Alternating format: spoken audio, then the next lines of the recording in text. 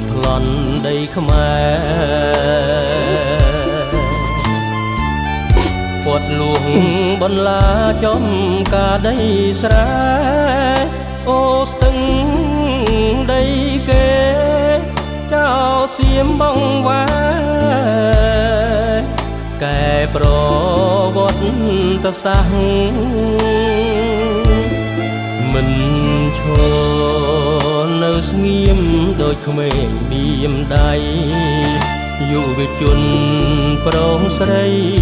ដំបងនៅដៃវិថីវិន័យកុំថាឡើយលួងបនឡាពេញពីរួមគ្នាវាយគៀងចោលសៀមនិរះដោយដៃ